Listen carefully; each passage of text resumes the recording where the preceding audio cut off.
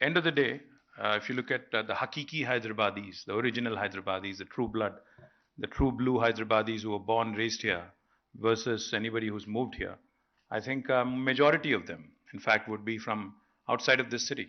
Somebody could be from 50 kilometers away, somebody could be from 1,000 kilometers away, but essentially it's a city full of migrants. And if you look at any developed world, any part of the developed world, be it the US, be it Europe, be it any part.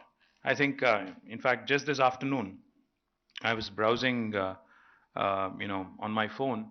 On YouTube, an ad popped up inviting people to come work in Germany. An ad in YouTube inviting Indians to come and work in Germany. So the point is, I think immigrants, especially hardworking immigrants with skills, with a lot of fire in their belly, is what make cities great, what make countries great, what makes states great.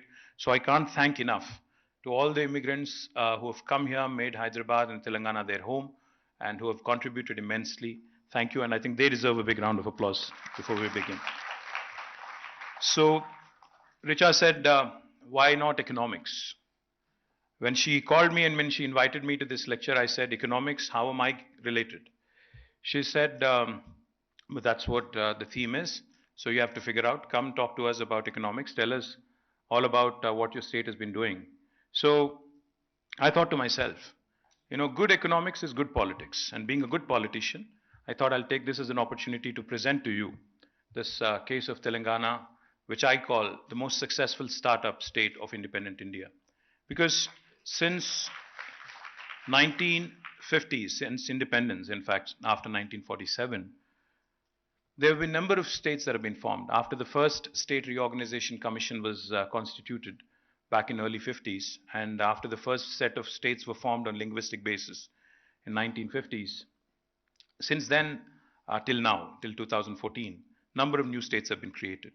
Most recently, if you have to look at this millennium, starting with Uttarakhand, Jharkhand, Chhattisgarh in 2001, and in 2014, Andhra and Telangana. So in this millennium itself, we've had 5. In the last one, we've had the remaining states. Altogether in India right now, we have 28 states. Now, what sets Telangana different? What are the challenges that Telangana has had to face as a young state? I think I'd dwell on that a bit. What happens is the context of the formation of each state is very different from the other. So if you look at Uttarakhand or Jharkhand or Chhattisgarh, I know that there was a protracted struggle in Jharkhand led by Sri Shibu Sorenji and his party, the Jharkhand Mukti Morcha. But Chhattisgarh and Uttarakhand, in fact, were formed more for administrative convenience, more for, I think, more to give company to Jharkhand in a way, if I have to say that, in 2001. But in the case of Telangana, this state was formed after a very, very hard fought, protracted struggle which lasted for decades. Yes, there were highs, there were lows, there were a number of times when it was deemed a lost cause.